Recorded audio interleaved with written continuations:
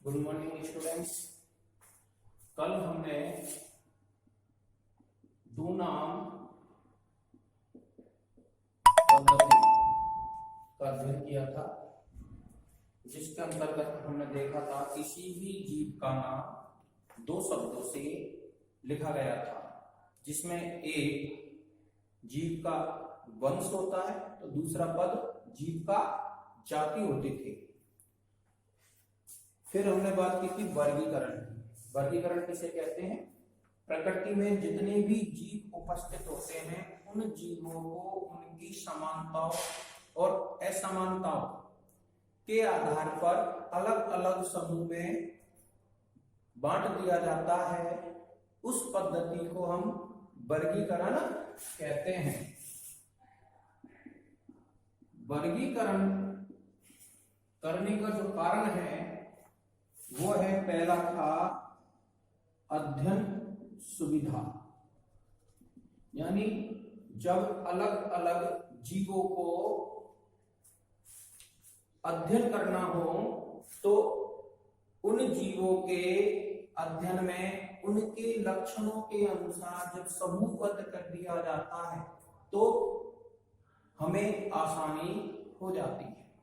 यानी एक साथ बहुत सारे जीव है और उनका हम अध्ययन नहीं कर पाते हैं, लेकिन जब उन्हें समूहबद्ध कर दिया जाएगा, अलग अलग भाग कर दिए जाएंगे तो उनका हम आसानी से अध्ययन कर सकते हैं। दूसरा, जो जीवों के मध्य पर्यावरण के संबंध होते हैं, पारस्परिक और विकासीय संबंध होते हैं, उन संबंधों का भी वर्गीकरण के बाद सुविधा हो जाती है। यानी जीव की उत्पत्ति किन जीवों से हुई है, उन संबंधों को हम विकासीय संबंध कहते हैं। तो इन विकासीय संबंधों का, उनके संरचनाओं का अध्ययन भी सरलता से हो जाता है।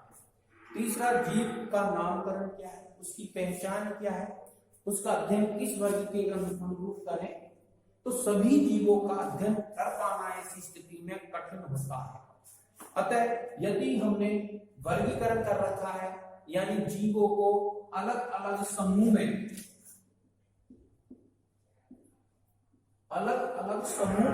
उनको व्यवस्थित कर रखा है, तो किसी एक जीव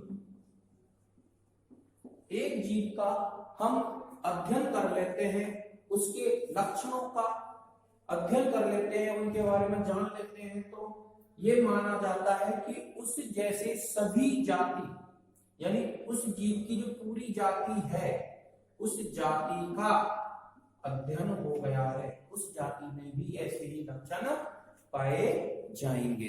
अब इसके बाद हम बात करते हैं, हमारा अगला टॉपिक है वर्ग की टैक्सोनॉमी किसे कहते हैं।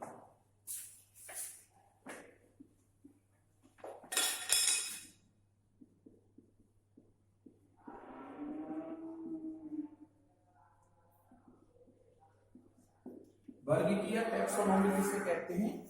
तो बायोलॉजी की बात चल रही है, तो बायोलॉजी यानी जीव विज्ञान की वह शाखा जिसके अंतर्गत जीवों का वर्गीकरण किया जाता है। यानी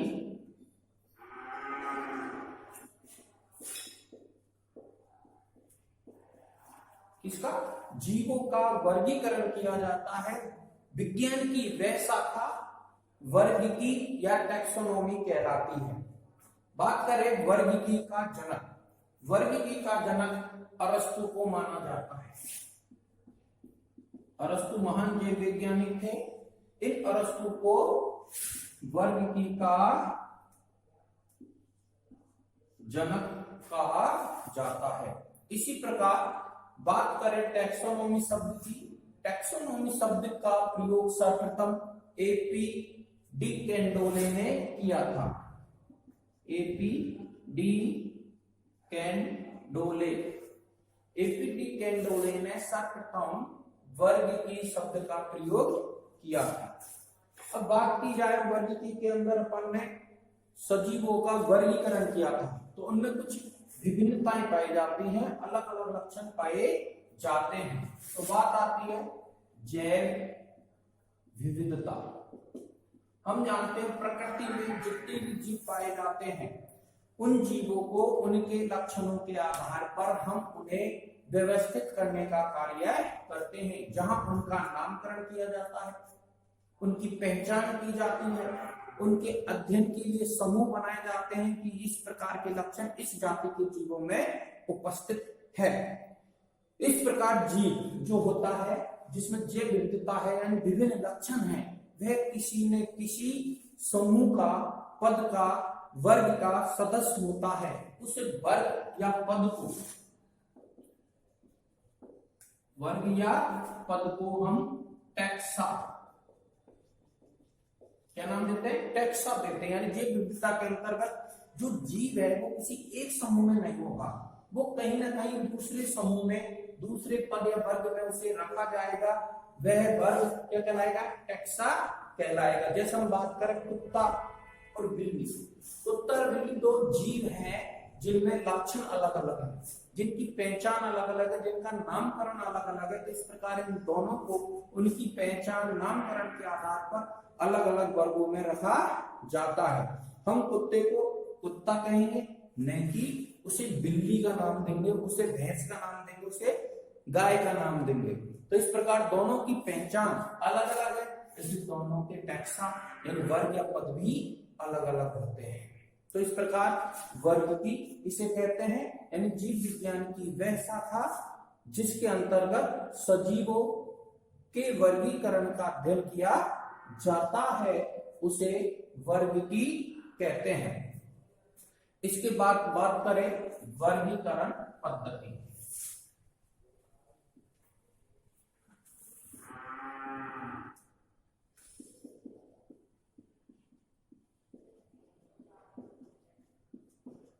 सिस्टमैटिक्स यानी वह शाखा जिसके अंतर्गत विभिन्न जो जीव होते हैं उन जीवों के बारे में, उनके परस्पर विकासीय और पर्यावरणीय संबंधों का अध्ययन जिस व्यवस्था के अंतर्गत किया जाता है, उस व्यवस्था को, उस प्रोसेस को हम वर्गीकरण पद्धति कहते हैं। यानी सजीवों के विकासीय संबंधों,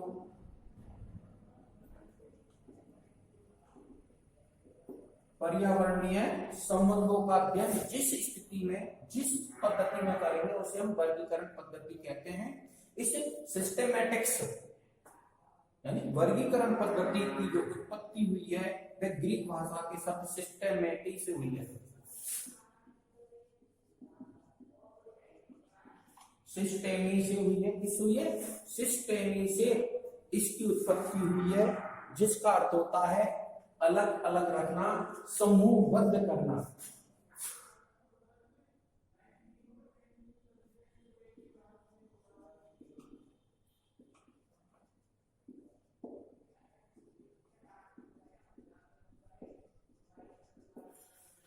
सिस्टेमी से की गई ग्रीक भाषा का शब्द था, जिसका तात्पर्य क्या था कि इनको क्या करें अपन, या तो अलग अलग रखें क्योंकि इनके लक्षण, इनके गुण अन्य जीवों से भिन्न है तो उन्हें अलग समूह में रखा, जिनके समान थे उन्हें एक समूह में रखा। तो इस प्रकार हमें समूहबद्ध कर दिया, यानी उनका वर्गीकरण कर दिया। और जो पद्धति थी वो वर्गीकरण पद्धति या सिस्टमैटिक्स कहलाती है। इसके बाद बात करते हैं हम वर्गीकी एवं वर्गीकरण विज्ञान में क्या अंतर है।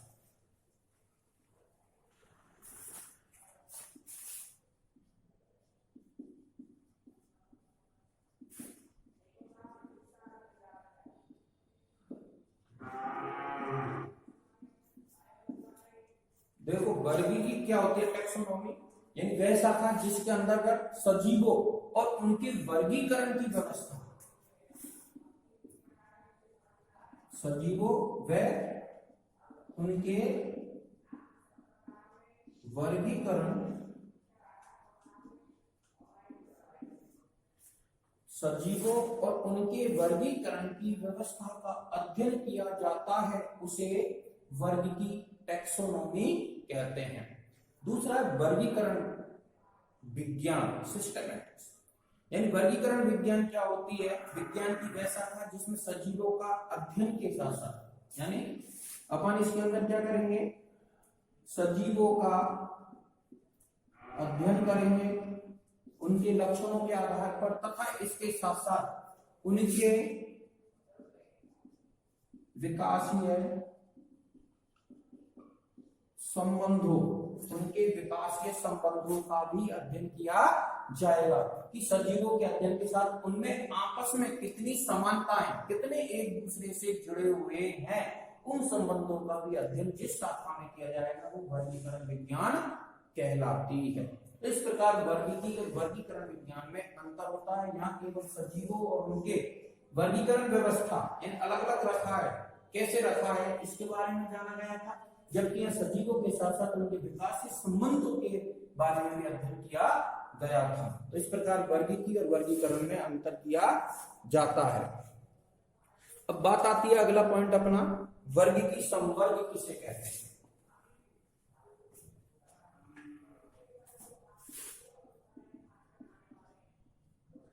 संवर्ग यानी पद होते हैं। हम जानते हैं वर्गीकरण कोई एक पद नहीं है।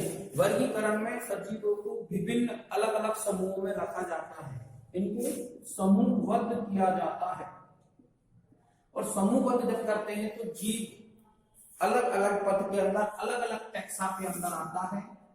इन टैक्साओं को या पदों को एक क्रम में व्यवस्थित किया जाता है और वो क्रम में व्यवस्थित करने का जो पद्धति है उसे या जो शाखा है उसे वर्गीकी संवर्ग कहा जाता है। यानी वर्गीकरण एकल यानी एक ही पद में होकर विभिन्न पदानुक्रमों की एक व्यवस्था है, उस व्यवस्था को प्रदर्शित करने के लिए जिस शाखा का उपयोग किया जाता है उसे वर्गीकी संवर्ग कहते हैं।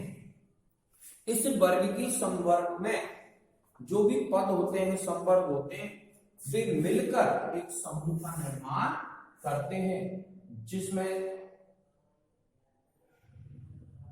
जगत के बाद संघ, संघ के बाद वर्ग, वर्ग के बाद गण, गण के बाद फैमिली,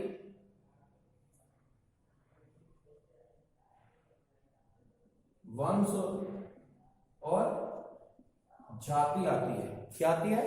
जाति आती है। इस प्रकार प्रत्येक जो ये पद है इसमें कम समानता वाले लक्षणों को रखा गया, फिर ज्यादा समानता वाले, और ज्यादा और ज्यादा। तो जैसे जैसे समानताएं बढ़ती जा रही है उन्हें अलग अलग पद या टैक्सा के अंदर रख रहे हैं, और जो समूहबद्ध होकर जो एक पद क्रम बन गया है, व्यवस्थित क्रम बन गया है, उसका अध्ययन पदानुक्रम कहलाता है, वो शाखा वर्गीकी संवर्ग कहलाती है। इस प्रकार सभी जीवों का जो अध्ययन किया जाता है वो उनके सामान्य वर्ग, पद या टैक्सा के अंदर किया जाता है। अब इसको अवरोही क्रम में जब व्यवस्थित किया अपन ने, तो सबसे पहले जगत आया। कौन आया? जगत, किंगडम, फिर संघ, फाइलम, फिर वर्ग, क्लास, फिर गण, ऑर्डर, फिर फैमिली यानी कुल, फिर वंश यानी जीनस, और जाति यानी स्पीशीज क्रम आता है जो आरोही क्रम है, बढ़ता हुआ क्रम। ऊपर से लेंगे तो अवरोही क्रम में घटता हुआ क्रम होता है। इस प्रकार जंतु एवं पौधों के अंतर्गत जो वर्गीकी संवर्ग शाखा होती है उसकी सबसे छोटी इकाई होती है, सबसे छोटी इकाई जाति होती है। कौन होती है? जाति होती है। यानी जाति वर्गीकरण की मूलभूत इकाई होती है जिसमें अत्यधिक समान लक्षणों वाले जीवों के समूह को रखा जाता है। अगर हमसे कहा जाए कि वर्गीकरण में जो एकल इकाई होती है उसमें प्रत्येक संवर्ग द्वारा व्यक्त कर दिया पानी, अब इसका आरोही क्रम पूछा जाए, आरोही क्रम पूछा जाए तो हम सबसे पहले जाति लिखेंगे, फिर वंश लिखेंगे, फिर कुल लिखेंगे, फिर गण लिखेंगे, फिर वर्ग लिखेंगे, फिर संघ लिखेंगे और जगत लिखेंगे। ये तो कौन सा हो गया? आरोही, बढ़ता हुआ क्रम। और यदि हमें घटाना है तो इसे हम क्या करते हैं? नीचे की ओर करते हैं। ये तो हो गया आरोही क्रम। ये हो गया अवरोही क्रम, यानी वर्गीकरण के पदानुक्रम का आरोही क्रम जाति से जगत की ओर रहता है, जबकि पदानुक्रम का अवरोही क्रम जगत से जाति की ओर होता है। इस प्रकार आज हमने आपको ये अध्ययन किया है। इस अध्ययन में आपको कोई प्रॉब्लम हो तो आप क्रिएट करके उसे बताएं, तथा जो आपको नोट्स आपके ग्रुप चैनल पर भेजे गए हैं व्हाट्सएप पर, वो आपने शेयर कर लिए होंगे। फिर भी कोई समस्या हो तो आप पूछ सकते हैं। जब भी आपकी डिबेट क्लास यानी प्रॉब्लम सॉल्विंग क्लास लगेगी तब आपको इसके बारे में बता दिया जाएगा। धन्यवाद।